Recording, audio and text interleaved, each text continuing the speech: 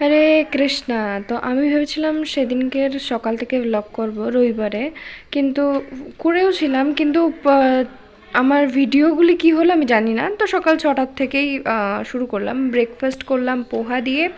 তারপর আমরা সকাল 7টার মধ্যে মন্দির চলে যাই। তারপর গৌরনীতে দর্শন করাচ্ছিলাম। তারপর চরণ থেকে ভগবানের দর্শন করাতে হয়, সেটাও শুনেছিলাম একজনের ক্লাসে, তো সেখান থেকে করলাম যে ফার্স্টে চরণ, তারপর ভগবানের নাভি, তারপর ভগবানের মুখ দর্শন। কিন্তু আমরা ভক্তরা এতটাই ভগবানকে দেখার জন্য এতটা উৎকণ্ঠিত হয়ে থাকি যে চরণ থেকে নাভি পর্যন্ত যাওয়ার মানে জয়ই নেই, সেখানে চোখেই আগে দর্শন পড়ে আমাদের।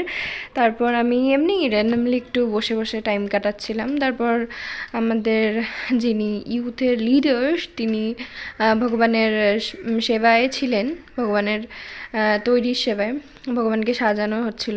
তো আমি পুরো অফিস রুমটা ঘুরে ঘুরে দেখেছিলাম। আর প্রভুপাদের যে ফটোটি, সেটা আমার খুব ইচ্ছা যে আমার ঘরেও এত বড় একটা ফটো থাকবে প্রভুপাদের। বাট দেখবো, যদি ভগবানের কৃপা থাকে, প্রভুপাদের ইচ্ছা থাকে, আমি সত্যি করতে পারবো তাহলে।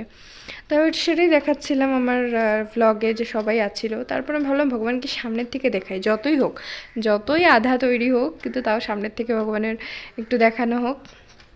তো সেদিন প্রচণ্ড গরম ছিল। তারপর ভাবলাম আবার একটু এই ভিডিও ক্লিপটা দিয়ে দিলাম, কারণ আগে ভুলে সেটা অ্যাড হয়ে গেছিলো।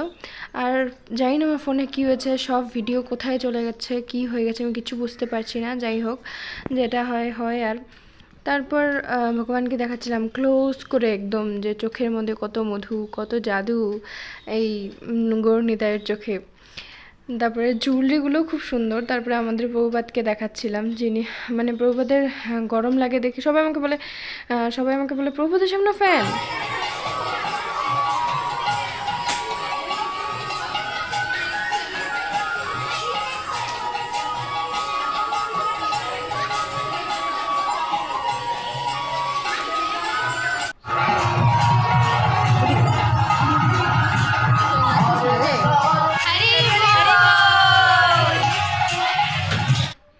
তো ঘরে এসে ভগবানকে ফুলগুলো অফার করি।